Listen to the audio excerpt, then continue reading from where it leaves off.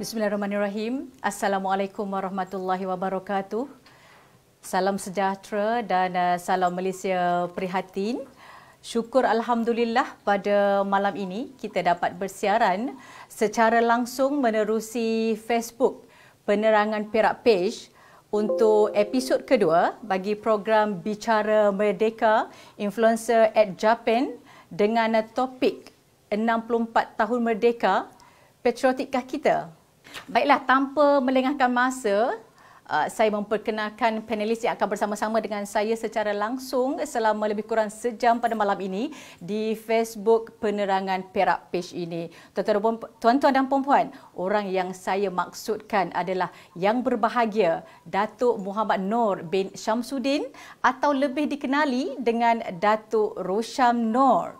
Jadi pada pandangan Datuk sendirilah, apa yang dapat kita huraikan tentang maksud Malaysia prihatin itu di saat negara kita sedang bergelut dengan pandemik ini? Silakan Datuk. Pada pandangan saya secara peribadi, Malaysia prihatin sudah pasti tema itu datang disebabkan kita diserang oleh COVID-19 dalam keadaan pandemik ini. Tidak ada lain yang boleh menyelamatkan kita daripada pandemik ini kecuali kita sendiri. Seluruh rakyat Malaysia harus menggembling tenaga, bergabung bersama-sama untuk kita tewaskan COVID-19. Sebab itulah saya rasa tema itu dipilih sebagai Malaysia Prihatin dan tidak kira agama, tidak kira usia, tidak kira bangsa, bahawa kita semua masyarakat Malaysia, rakyat Malaysia harus prihatin antara satu sama lain. Kerana kita adalah satu keluarga yang besar. Seperti Amat Berhormat Perdana Menteri kita baru-baru ini mengatakan keluarga Malaysia.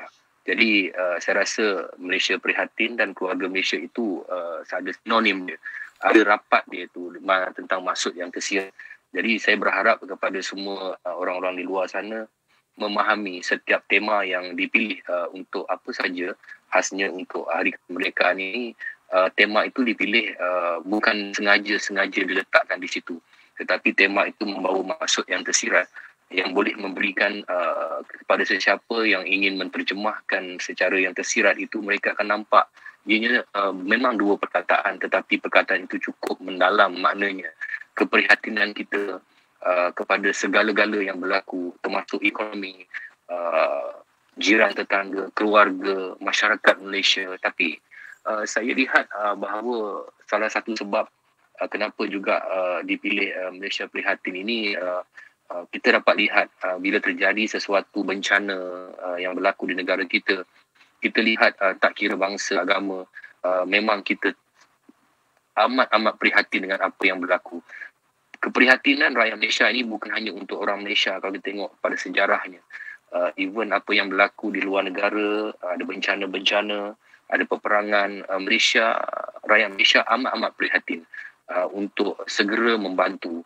Dan apabila berlaku di negara kita serangan COVID ini sudah masuk ke tahun kedua, dan keprihatinan ini amat penting. Sebab itulah saya katakan tadi maksud yang tersirat daripada perkataan prihatin itu, Malaysia itu melambangkan keseluruhan rakyat Malaysia. Itulah Malaysia, bukan negara itu tetapi rakyat itulah Malaysia. Jadi orang Malaysia ini satu keluarga yang besar, keluarga Malaysia harus prihatin dengan permasalahan. Seperti sama juga apa yang Rasulullah SAW berkatakan, dalam kehidupan kita harus melihat orang sekeliling kita dulu. Jadi kalau kita prihatin untuk membantu antara satu sama lain, dari segi aspek apa sekalipun, insyaAllah keprihatinan itu akan dapat merobohkan COVID-19 dan akan membangunkan ekonomi kita secara baik. Dan kita tahu hari ini ekonomi amat perit yang berlaku serangan. Bukan negara kita saja, tapi negara-negara luar juga. Dan kita harus melihat bahawa kalau kita ada yang lebih itu, harus kita membantu orang-orang sekeliling kita. Kalau kita nak harapkan pihak kerajaan untuk membantu secara penuhnya, saya rasa agak sukar. Dan inilah masanya keprihatinan kita sebagai manusia. Sebagai manusia itu amat penting. Kerana apa saja yang kita kerjakan untuk membantu orang lain, insya-Allah ada ganjaran daripada Tuhan, ada ganjaran daripada Allah Subhanahu Wa Taala. Jadi keprihatinan itu harus kita ambil dari segi aspek membantu, menjaga supaya apa yang kita lakukan itu membuatkan diri kita sendiri secara peribadi berbangga dengan apa yang kita lakukan, kerana kita adalah salah seorang rakyat Malaysia yang prihatin, yang dapat sama-sama mendalami permasalahan negara kita, mendalami permasalahan rakyat Malaysia keseluruhannya, dan kita berjaya membantu. Walaupun sebesar kuman kita dapat membantu orang lain, saya rasa itu sudah cukup. Kerana biar sedikit tetapi kita membantu, biar sikit tetapi kalau kita kumpulkan dengan 32 juta rakyat Malaysia, maknanya keprihatinan kita itu amat baik sekali. Kalau kita tak boleh membantu dengan wang ringgit, kita membantu dengan kederat kita. Kalau kita tak boleh membantu dengan kederat kita, mungkin kita boleh membantu dengan doa kita. Sebab itulah keprihatinan itu, kalau kita kaji perkataan prihatin itu, dia amat mendalam. Kerana perkataan itu saya rasa dipilih oleh orang bijak pandai masa kini untuk memberitahu kepada rakyat Malaysia bahawa perkataan itu membawa maksud yang tersirat, dan saya berharap kepada seluruh rakyat Malaysia agar betul-betul memahami kenapa tema itu dipilih pada tahun ini dalam keadaan negara kita yang begini. Tanggal keramat 31 Ogos akan kita rayakan bagi kita merayakan sambutan Hari Kemerdekaan negara kita. Jadi Jabatan Penerangan sendiri sememangnya bertanggungjawab untuk melahirkan, menyemarakkan, menggelorakan semangat rasa cinta negara di kalangan rakyat Malaysia. Contohnya pada 1 Ogos yang lalu, Datuk, kami ada melancarkan program kempen kibar jalur gemilang di seluruh daerah di negeri Perak bagi kita menaikkan semangat cinta negara walaupun kita masih lagi dalam suasana pandemik ini.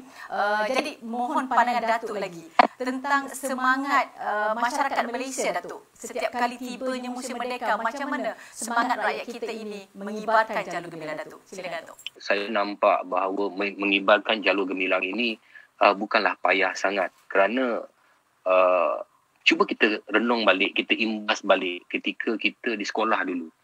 Setiap hari Isnin akan dinyanyikan lagu Negaraku, dan di situlah dinaikkan bendera secara perlahan sampailah ke puncak tiang. Di situ kita rasa kebanggaan yang amat hebat kerana kita melihat bagaimana megahnya bendera kita ni, jalur gemilang kita dikibarkan dengan begitu hebat di pagi itu, pagi bila kita masa bersekolah. Kemudian bila kita tinggalkan sekolah itu, kemudian secara perlahan suasana tu hilang daripada sanubari, daripada penglihatan kita, dan akhirnya daripada penglihatan tu keluar daripada hati kita, pemikiran kita tentang hebatnya jalur gemilang itu. Kalau kita tengok di zaman-zaman dahulu, peperangan-peperangan, bagaimana orang mempertahankan bendera mereka. Bendera itu kalau tumbanglah bendera itu, ibarat satu batalion itu akan kalah.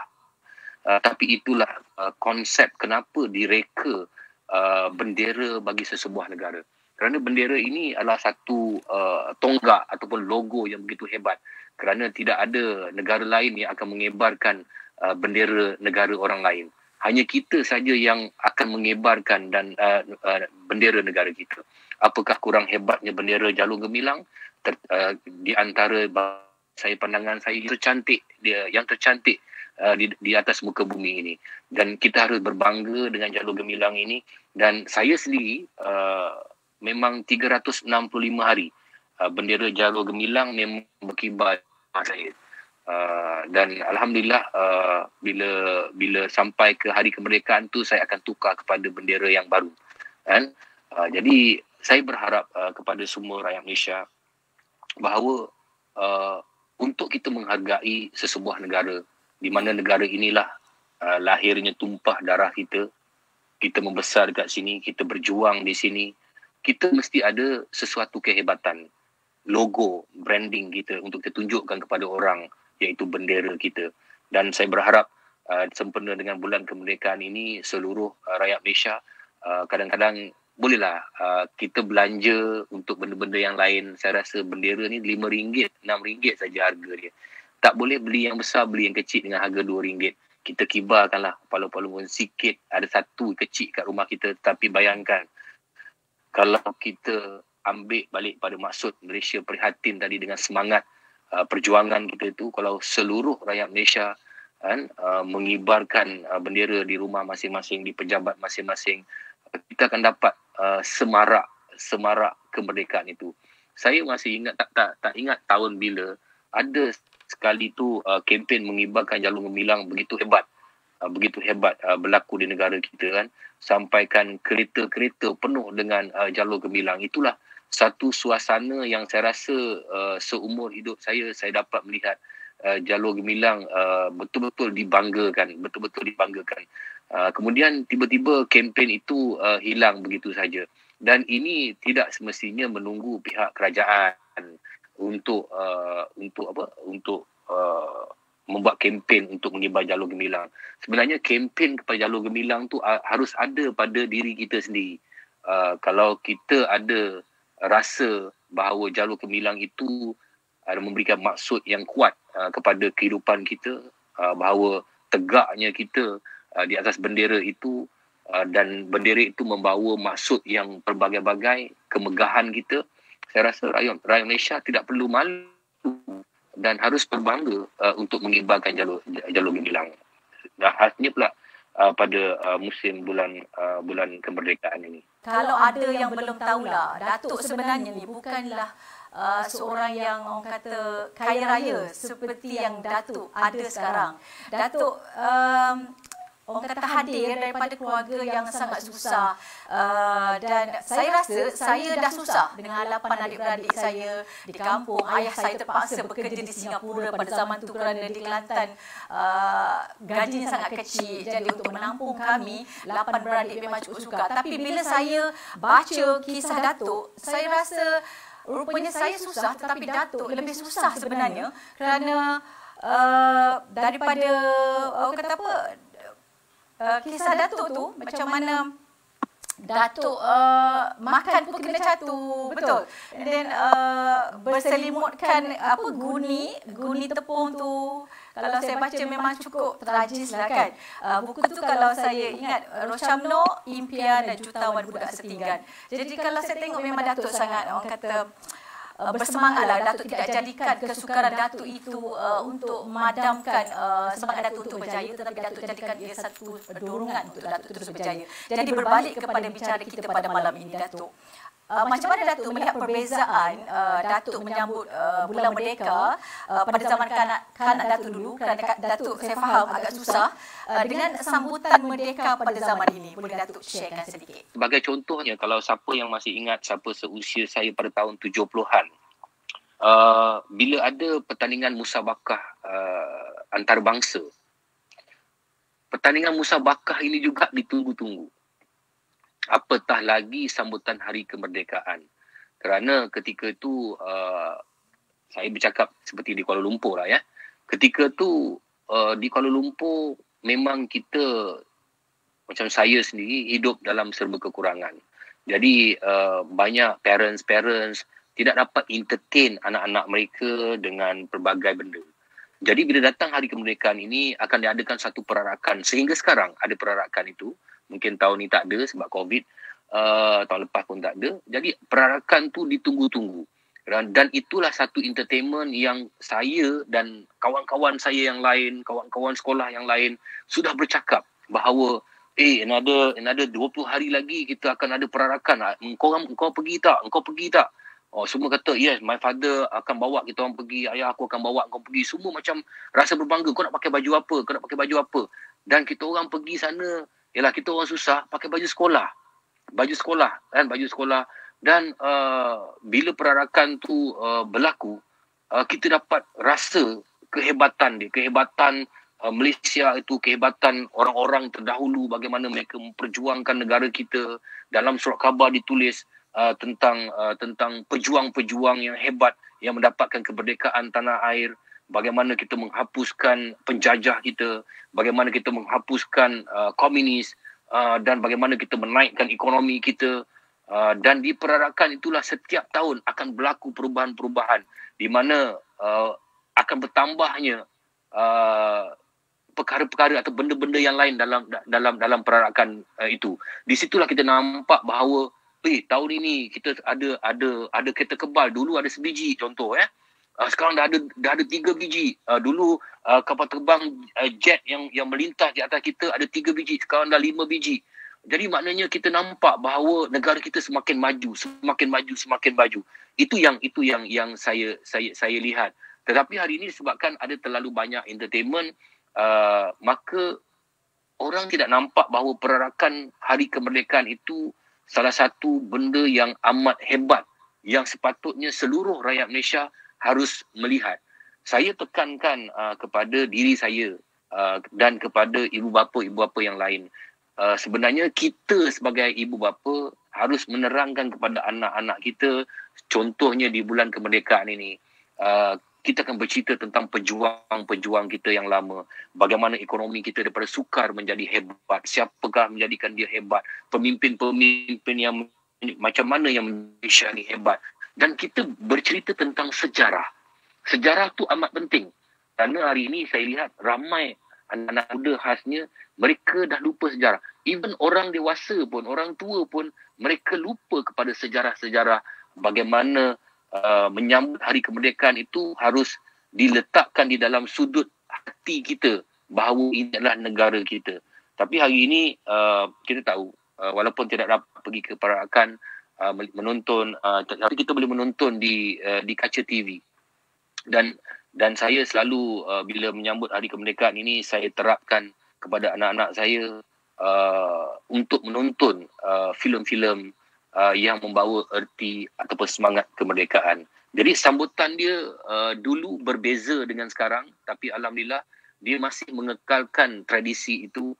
Dan saya harap kepada orang-orang muda, khasnya orang-orang yang dewasa yang punya anak, mereka harus mengingatkan kepada generasi yang akan datang, khasnya keluarga mereka, bahawa sambutan Hari Merdeka ini bukan dilakukan semata-mata untuk menunjukkan perarakan, untuk adakan satu acara, tapi perarakan Hari Kemerdekaan itu penuh makna yang tersirat di sebaliknya, termasuk menunjukkan kekuatan pertahanan kita, kekuatan ekonomi kita, bagaimana bangsa-bangsa yang terlalu ramai di Malaysia ini bersatu padu.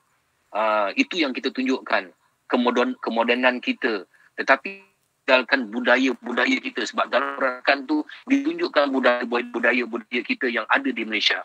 Dan ini sebenarnya membuatkan kita melihat Hari Kemerdekaan itu sebagai satu benda yang mencorak pemikiran rakyat Malaysia, mencorak pemikiran sejarah negara kita.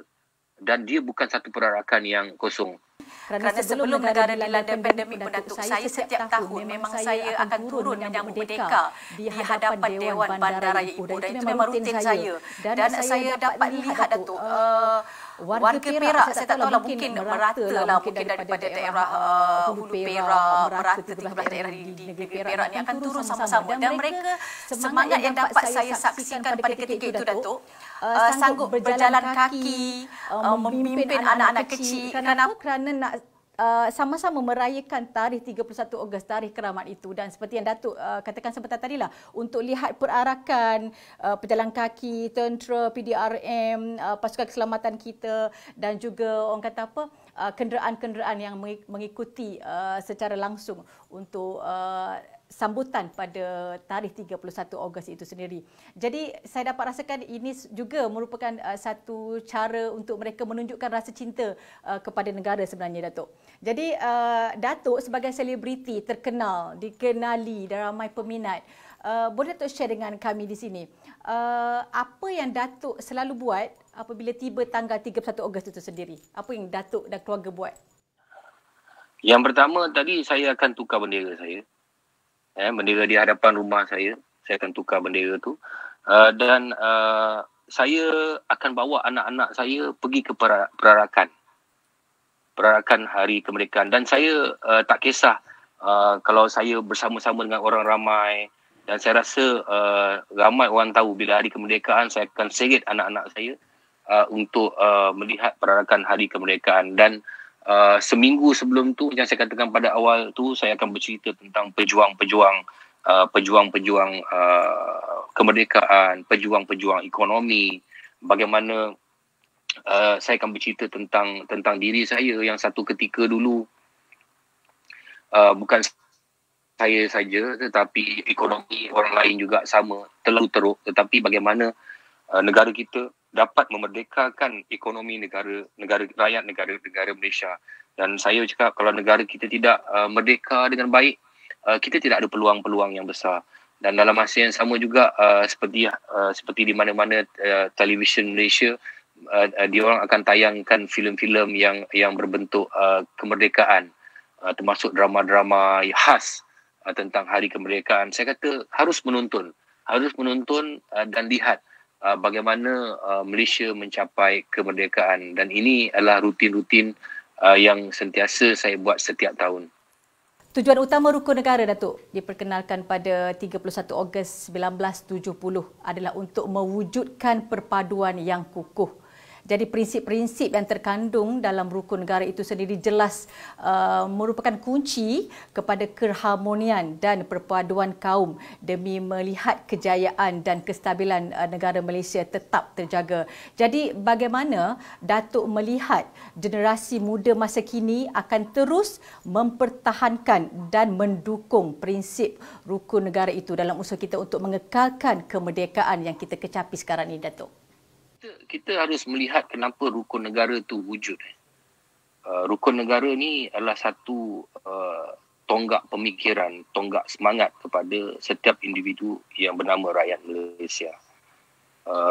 Dan dulu apabila dibawa masuk bangsa Cina, bangsa India, kerana ketika itu ada peladangan, ada pelombongan, orang Melayu kekal di kampung-kampung. Macam contohnya di Perak, pelombongan biji timah. British membawa masuk orang-orang Cina untuk kerja-kerja pelombongan. Dan akhirnya wujud satu masyarakat, dipanggil masyarakat majmuk. Ya, bila wujud satu masyarakat majmuk, dan bagaimana untuk menjadikan masyarakat majmuk ini dapat hidup dalam harmoni. Lalu hidup dalam harmoni dengan berlaku beberapa perkara, ada juga perang saudara dulu, 1969, maka wujudlah satu rukun dipanggil rukun negara. Kita ambil prinsip dalam kita, dalam beragama orang Islam khasnya yang kita ada rukun Islam, kita ada rukun iman. Jadi orang bijak pandai ketika itu dipanggilkan rukun negara. Kita ada 5 prinsip rukun negara. Kepercayaan kepada Tuhan, itu yang pertama. Kan? Yang pertama, kepercayaan kepada Tuhan. Dia tak letak situ kepercayaan kepada Allah. Dia letak sebab kita masyarakat majmuk. Kerana negara kita, dia harmoni dan kepercayaan kepada Tuhan. Sebagai satu masyarakat, satu manusia yang hidup di atas muka bumi ini, hidup di atas bumi bernama Malaysia, kita kena percaya kepada Tuhan. Kita kena ada beragama. Dan tidak boleh tidak ada manusia di dalam tanah Melayu ni, tanah Malaysia ni, dia tak boleh tak ada agama. Kerana kepercayaan itu masing-masing, tetapi tidak ada agama yang membawa kepada keburukan. Semua agama-agama membawa kepada kebaikan. Sebab itu saya rasa dia memilih yang pertama ialah Tuhan dulu. Tuhan dulu. Kerana orang tu kena ada kepercayaan. Kalau tidak ada kepercayaan, dia akan menjadi permasalahan. Dan kesetiaan kepada raja dan negara. Bagaimana kesetiaan kita kepada raja dan sejarah di sebalik raja ni bagaimana? Bagaimana daripada Kesultanan Melaka dulu, dan raja-raja ni bagaimana pengorbanan mereka dengan pejuang-pejuang yang dahulu, dan bagaimana kita setia kepada negara kita. Kan? Bagaimana kita setia kepada rumah kita yang kita nampak macam negara. Bagi saya, rumah saya ni negara saya. Tetapi negara saya sebenarnya ialah keseluruhan jajahan tanah Melayu ni, termasuk Sabah dan Sarawak. Itulah negara saya. Jadi kalau kita tak setia kepada negara kita, so bagaimana? Ada juga hari ini mereka yang tidak boleh menerima apa yang berlaku hari ini. Mereka ada yang mengutuk negara kita. Dia tak sepatutnya berlaku perkara-perkara begitu kan? Perkara-perkara begitu. Jangan kata orang muda, so orang yang dah dewasa juga, yang dah lupa kepada apa yang berlaku dulu, mereka boleh tidak setia kepada negara mereka. Dan mereka boleh kutuk negara mereka. Mereka membanding-bandingkan negara Malaysia dengan negara-negara yang dah lama maju. Kenapa nak bandingkan Malaysia dengan negara-negara yang dah lama maju?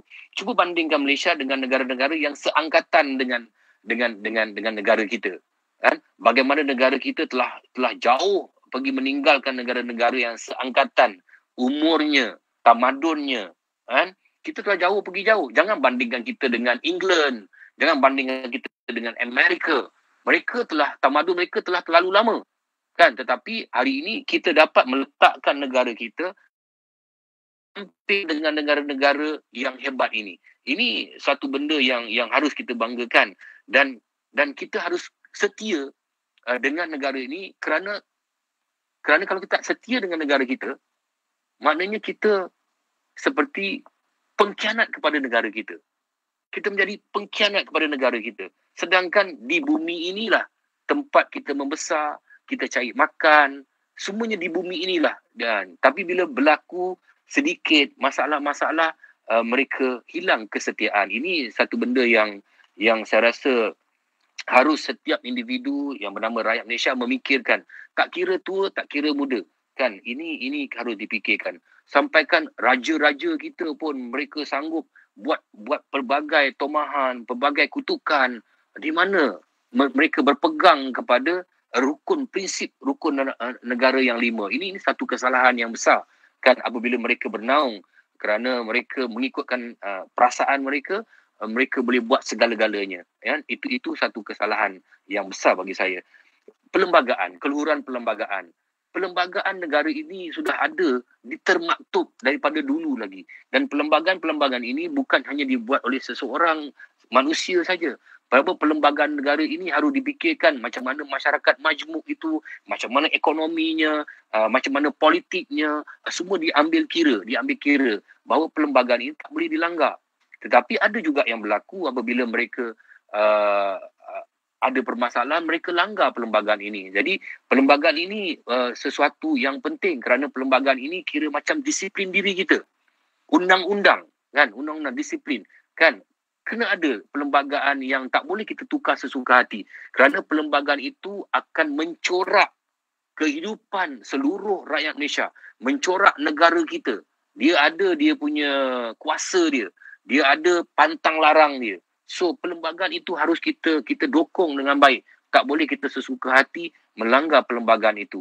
Dan kedaulatan undang-undang. Undang-undang memainkan peranan yang penting. Setiap manusia itu harus ada undang-undang.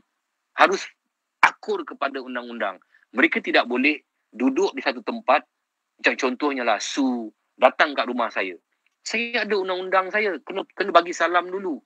Kena petik loceng dulu. Baru saya bagi masuk. Dan saya tanya, awak siapa? Kan? Ini undang-undang rumah saya. Dan negara ini juga ada undang-undang. Undang-undang negara ini ada agensi-agensi kerajaan, jabatan-jabatan kerajaan, ada kementerian-kementerian yang menjaga undang-undang ini. Jadi kita harus mengikut undang-undang itu. Kalau kita tak ikut undang-undang itu, maknanya kita melakukan kesalahan. Kan? Kita melanggar undang-undang itu. Jadi ini satu perkara yang harus ada dalam kehidupan manusia yang bernama rakyat Malaysia.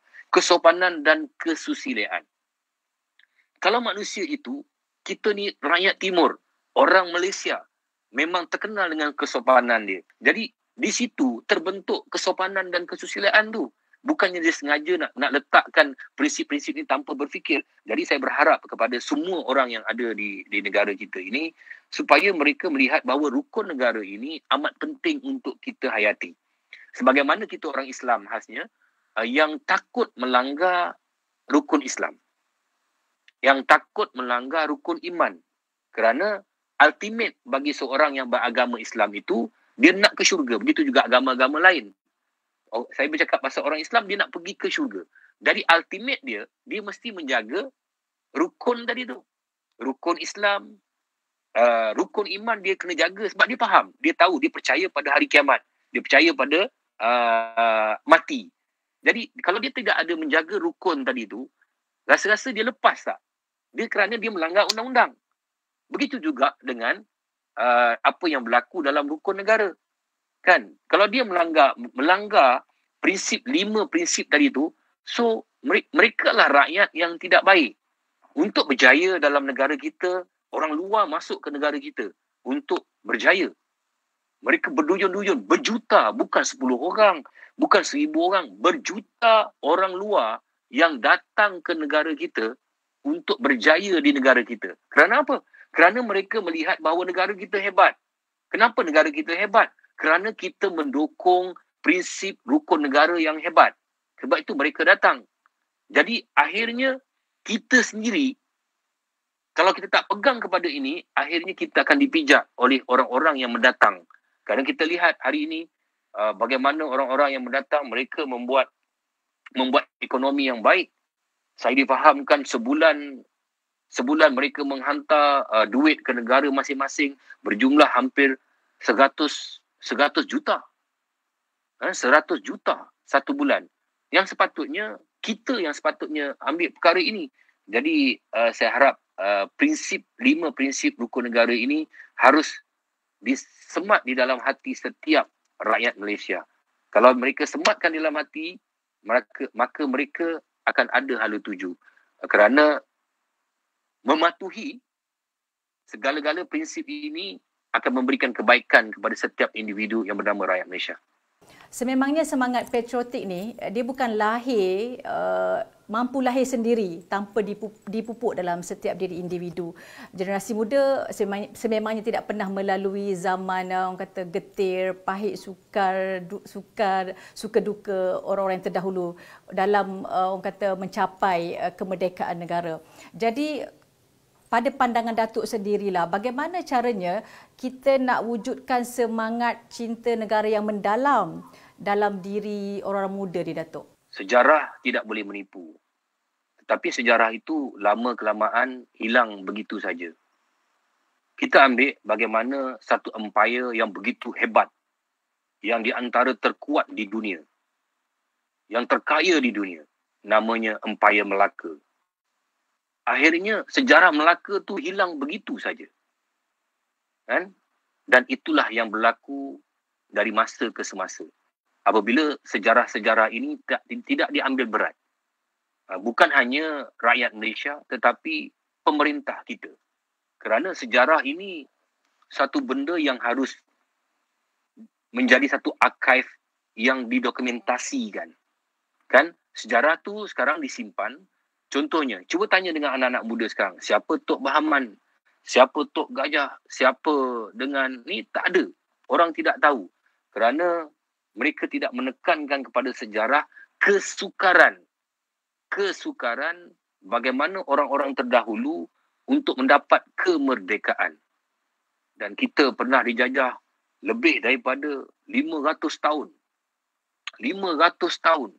Ini bukan satu perkara yang harus dipandang remeh. 500 tahun bagaimana bangsa Malaysia, orang Melayu khasnya pada awalnya dipijak oleh penjajah-penjajah.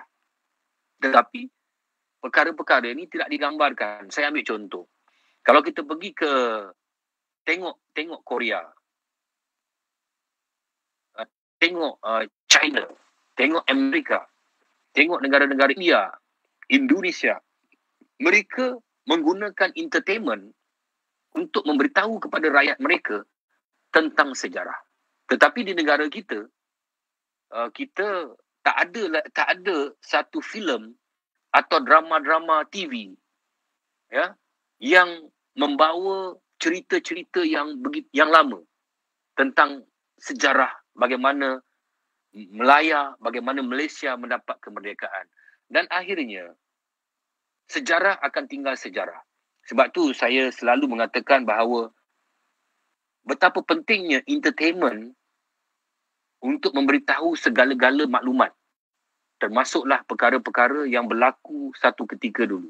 Tetapi saya berharap kepada kerajaan, khasnya Kementerian Komunikasi, mereka memandang bahawa kalau tidak ada filem, drama-drama, memang betul drama-drama ni menunjukkan belanja yang banyak, tetapi nak tak nak mesti masuk dalam bajet. Mesti masuk dalam bajet dan diikuti pula di sekolah-sekolah dengan ada juga buku-buku bacaan. Dia tak boleh satu kementerian saja. Maknanya secara menyeluruh. Secara menyeluruh daripada tadika telah ditanamkan apa itu perjuang kita, bagaimana kita mendapat kemerdekaan, supaya mereka dapat melihat bagaimana sukar dengan darah, dengan air mata untuk dapatkan kemerdekaan. Tetapi perkara itu tak ada sekarang. Dia tak boleh tengok, dia tak boleh bayangkan macam mana. Khasnya orang muda. Dia tak boleh nak bayangkan macam mana. Kalau dulu kita, zaman kita kecil-kecil dulu, kita tengok Sarjan Hassan contohnya lah kan. Kan? Filem-filem yang macam ni kan. Jadi sekarang dah tak ada. Bila tak ada, mereka dah tak boleh nak bayangkan apa yang berlaku 3 bulan lepas pun mereka boleh lupa. For example, Singapura tu dulu haknya siapa? Haknya hak tanah Melayu. Ianya hanya berlaku 50-60 tahun yang lepas je. Tetapi orang sudah lupa. Orang sudah lupa tentang perkara itu berlaku. Dan satu hari nanti kalau tak dijaga perkara-perkara begini, semangat patriotik rakyat Malaysia tu dia akan hilang. Dan itu yang berlaku sekarang. Itu yang berlaku sekarang apabila semangat patriotik, mencintai negara, mencintai bangsa, kan, mencintai agama, hilang macam tu. Dia ada tapi rapuh. Bila rapuh, bila dahan pokok yang rapuh ni akan menjadi apa? Akan menjadi patah. Kan? Apakah hari ini situasi dia sudah patah? Kita tak tahu. Kan? Jadi saya melihat kepada keadaan yang kayu ni teramat rapuh sekarang. Rapuh ni bukan kayu tu saya bagi satu simbolik, tetapi hati mereka, pemikiran rakyat Malaysia tentang kemerdekaan, perjuangan untuk mendapatkan kemerdekaan sudah rapuh kerana mereka tidak melihat visual. Kerana orang Malaysia ni dia tidak suka membaca. Dia tidak suka membaca. Dia bukan macam negara-negara lain, mereka suka membaca. Tapi negara kita ni dia suka melihat, suka menonton. Jadi kita kena bagi mereka makanan-makanan yang melalui entertainment, salah satunya tentang perjuangan-perjuangan hebat yang terdahulu. Bagaimana mereka bermandi darah, bagaimana mereka diburu, bagaimana mereka digantung, ditembak, dipenggal kepala mereka. Saya hari ini kita melihat di Korea dah maju, tapi mereka masih menghasilkan filem-filem ataupun drama-drama yang masih mengisahkan cerita-cerita lama mereka.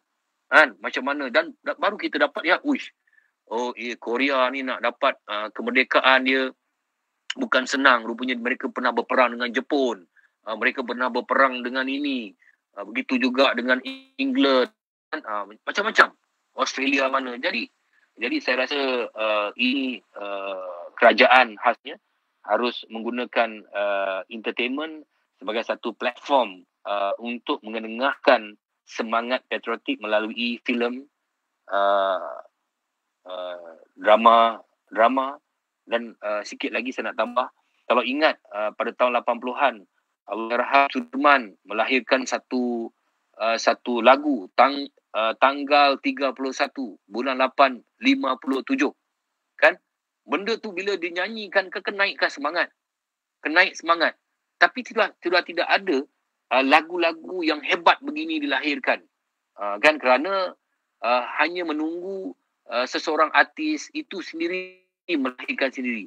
Sepatutnya kena ada bajet daripada pihak kerajaan, allocation setiap tahun untuk membuat lagu-lagu begini yang jenis patriotik, begini bajet dia. Jadi maknanya orang yang buat lagu dia kena at least ada 10 lagu tentang lagu kemerdekaan.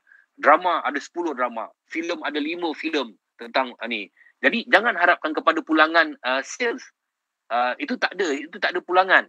Tapi dia harus kena ingat bahawa benda-benda yang kita buat ini untuk jiwa rakyat Malaysia. Cuba tengok hari ini serangan social media. Apa saja yang dipaparkan di dalam social media, mereka percaya. Apa yang ditulis dalam social media, mereka percaya. Sedangkan social media itu adalah sembang kedai kopi. Kalau dulu, zaman dulu, kita duduk kedai kopi, mungkin ada 4, 5 orang, 10 orang lah. Dan 10 orang tu je yang tahu. Tetapi hari ini sembang kedai kopi dengan jari. Dalam internet, alam maya. Jadi mereka seronok dapat sembang kedai kopi ni satu Malaysia. Satu Melaya ni boleh tengok. Jadi apa akibat dia? Sebab tu saya katakan tadi, orang Malaysia ni dia suka menonton. Dia tak suka baca. Dia tengok je, dia percaya. Membebaskan negara dari penjajah sememangnya sukar. Namun sebenarnya untuk mengekalkan kemerdekaan itu adalah lebih sukar sebenarnya, kan Datuk? Jadi apa saranan Datuk kepada mereka yang sedang menonton pada malam ini secara live bersama kita di penerangan Perak Page pada malam ini, cara untuk mempertahankan kedaulatan negara kita, Datuk? Orang-orang dulu, dia punya undang-undang tak kuat. Ya? Jadi mereka boleh bunuh-membunuh. Boleh bunuh-membunuh, dapat lepaskan diri, nak detect dia orang pun susah. Tapi perjuangan hari ini untuk mengekalkan kemerdekaan, dia dah lain. Kita kena lihat bahawa satu konsep bagaimana untuk memporak-perandakan masyarakat majmuk di negara kita. Ini influence yang very, very, orang cakap, yang sulit, yang berlaku.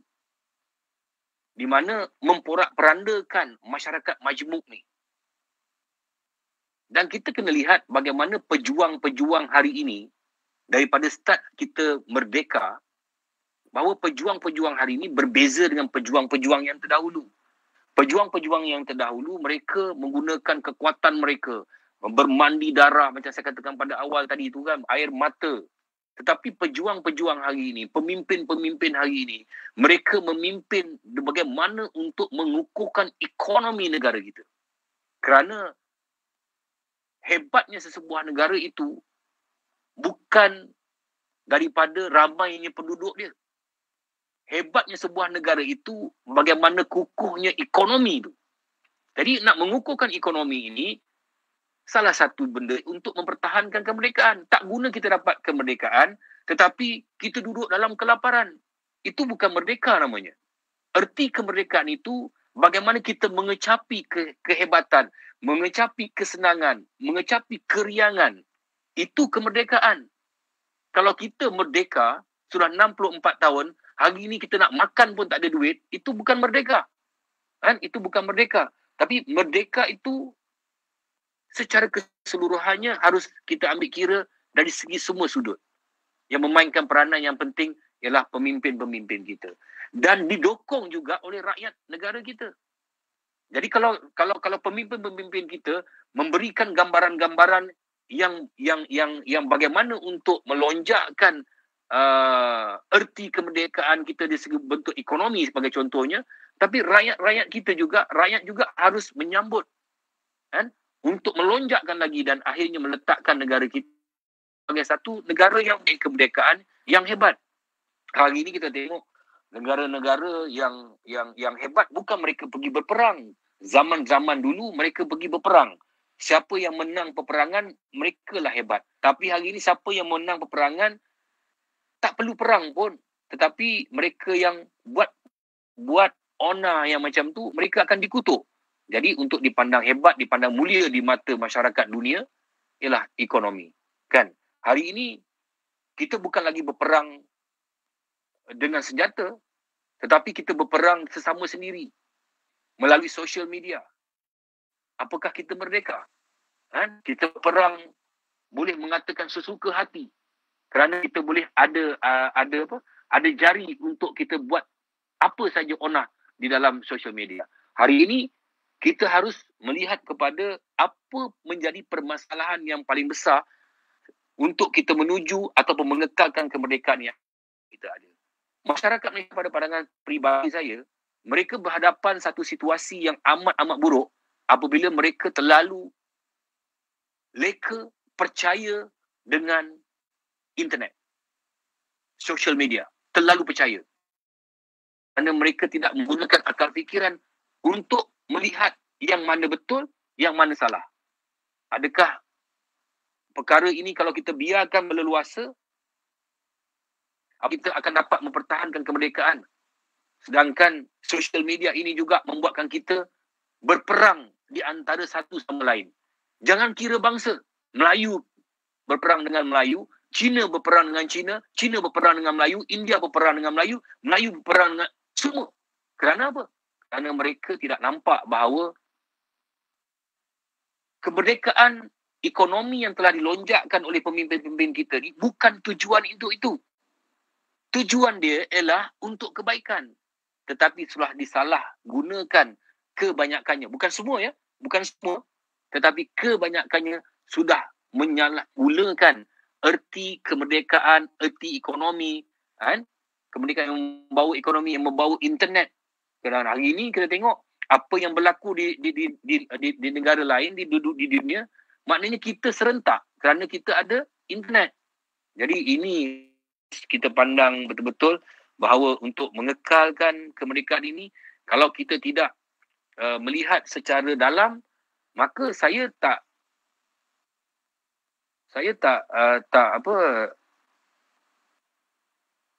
akan jahanam lah. Akan jahanam satu hari nanti. Masa tu lah baru orang akan menangis. Orang-orang negara kita ni, mereka tidak pernah rasa, maksudnya orang sekarang, mereka tidak pernah rasa bagaimana Palestin, bagaimana Syria berperang, diserang. Kalau kita diserang, saya rasa barulah kita akan jadi satu ikatan yang kuat. Kan? Tapi saya harap perkara-perkara ini dapat kita bendung dari masa ke semasa lah, insyaAllah. Virus tidak dapat memasuki sesuatu kelompok masyarakat, memandangkan sebahagian besar daripada masyarakat telah pun mempunyai kekuatan dengan menerima suntikan itu tadi. Namun malangnya Datuk, ada juga sesetengah, ya saya cakap sesetengah, tidak semua, yang menolak untuk menerima vaksin ini. Jadi pada pandangan Datuk sendirilah, Datuk melihat golongan yang menolak vaksin ini, Datuk, dalam konteks patriotikkah kita? Macam mana Datuk ulas isu ini? Kadang-kadang isu itu sepatutnya dikhabarkan oleh kementerian. Isu itu dikhabarkan oleh KSU kementerian. Isu itu sepatutnya dikhabarkan oleh menteri, timbalan menteri ataupun ketua pengarah. Tetapi hari ini kita tengok semua orang boleh bercakap tentang isu itu. Mereka faham tak bagaimana untuk menggunakan social media tu? Jadi hari ini kita tengok macam-macam. Doktor swasta cakap macam ni. Dia bergelar doktor. Dia bergelar doktor tapi dia mengatakan, oh ini kalau ambil vaksin akan jadi macam ni, akan kebas badan, akan mati, akan ini. Mereka ni doktor.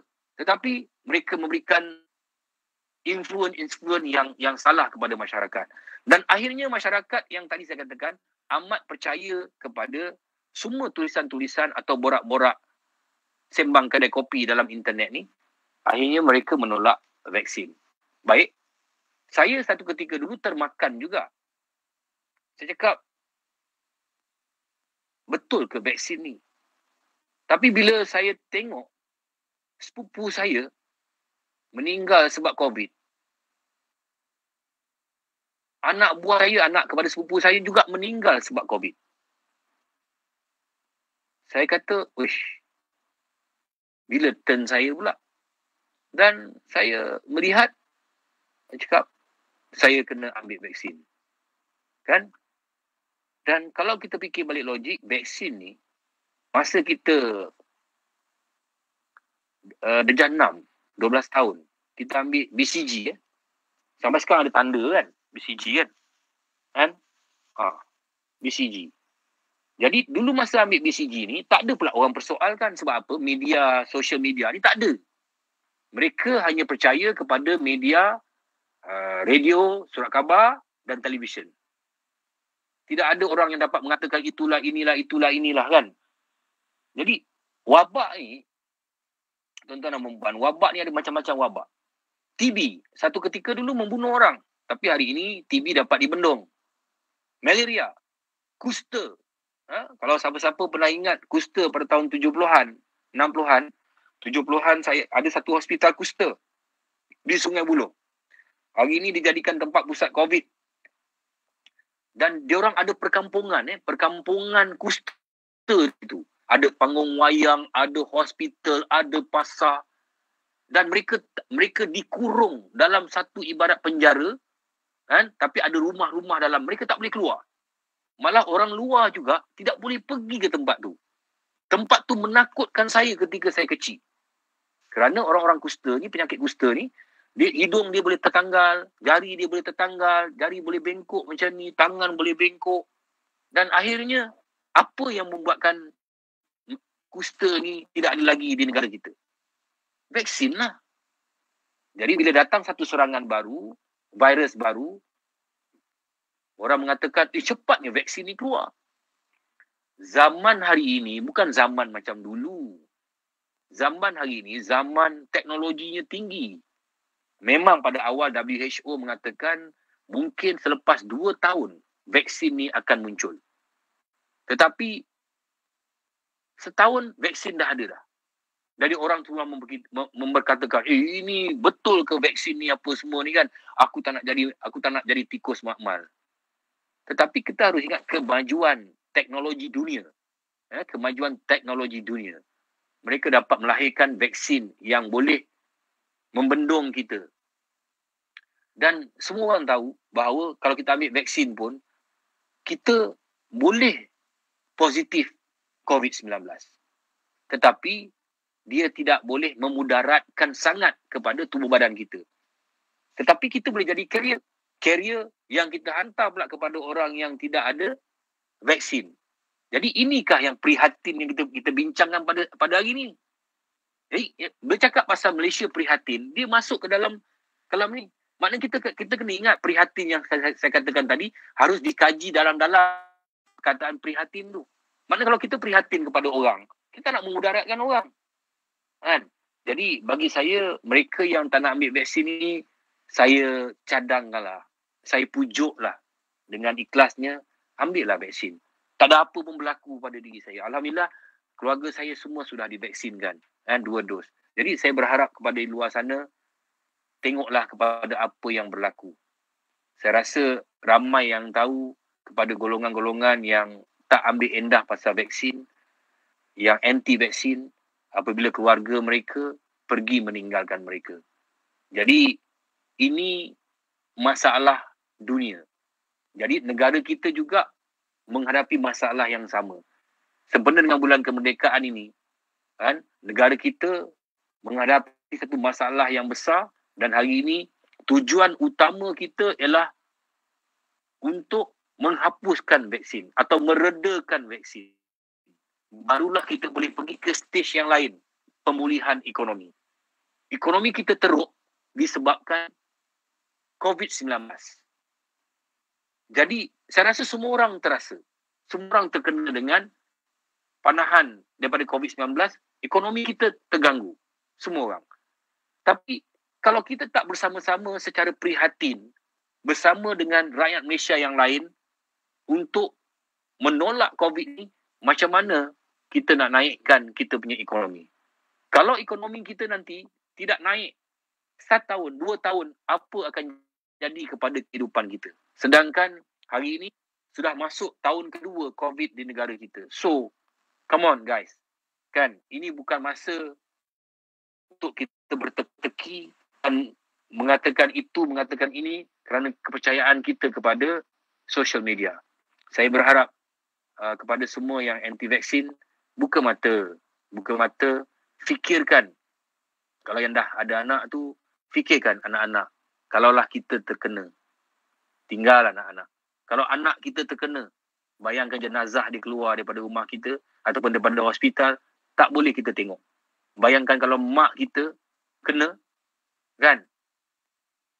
Kita pergi hospital, balut dengan kain kapan, balut dengan plastik, hantar pergi kubur. Kita tengok bagaimana jenazah-jenazah hanya lalu di depan rumah. Kan? Adakah kita nak perkara itu berlaku kepada kita? Berlaku kepada keluarga kita? Jiran tetangga kita? Berlaku pada rakyat seluruh negara kita? Yang pada awal dulu bila kita kena COVID-19, kalau kita ada 10 kes bergegar Malaysia, hari ini kita ada 22,000 kes. Kita relax saja. Sebab tidak ada ketakutan. Sebenarnya perkara ni amat berat yang harus dipikul. Bukan hanya kerajaan, tetapi seluruh rakyat Malaysia. Dan sempena dengan hari kemerdekaan kita yang ke-64 ni, Malaysia prihatin. Saya harap anda semua haruslah prihatin juga bagaimana untuk membantu diri anda dan juga orang lain. InsyaAllah. Apa mesej dan harapan Datuk kepada topik perbincangan kita pada malam ini? Patriotikkah kita? Kerana patriotik tu bukan datang daripada rancangan-rancangan yang macam ni. Kan? Patriotik tu datang daripada jiwa. Jiwa yang mengenali Malaysia secara dalamnya, barulah dia ada patriotik. Macam mana kita sayangkan keluarga kita, macam mana kita sayangkan isteri atau suami kita atau anak-anak kita. Kerana apa? Kerana kita mengenali mereka. Kita letak mereka di sudut hati. Kan? Dan kalau kita mengenali negara kita, sejarah-sejarah negara kita, bagaimana satu hari dulu, satu masa dulu, kita ditindas oleh penjajah, kemudian kita ditindas oleh ekonomi, dan hari ini kita sudah berjaya. Alhamdulillah. Kalau kita dapat meresapi itu, barulah kita dapat mengatakan yang kita ini dalam kemerdekaan. Kan? Jadi saya berharap kepada semua rakyat Malaysia, khasnya yang menonton pada malam ini, minta maaf lebih kurang. Bukan nak mengajar, tetapi kita harus mempunyai patriotik yang amat tinggi lah kepada kemerdekaan negara kita. Dan kita berharap kita akan terus kekal merdeka dari segi semua sudut hal, supaya kita tidak dihina satu masa nanti, insya-Allah. Jadi sekali lagi saya bagi pihak Jabatan Penerangan Malaysia ingin mengucapkan penghargaan dan jutaan terima kasih kepada yang berbahagia Datuk Rosyamno dan juga kepada semua penonton yang sudi menonton kami sejak daripada pukul 9 tadi sehingga 10.30 sekarang ini. Dan seronok sebenarnya berbicara dengan Datuk. Tak rasa pun sejam. Jadi terima kasih sekali lagi Datuk. Semoga kita berjumpa lagi. Saya Surani Ghazali. Assalamualaikum. Terima kasih.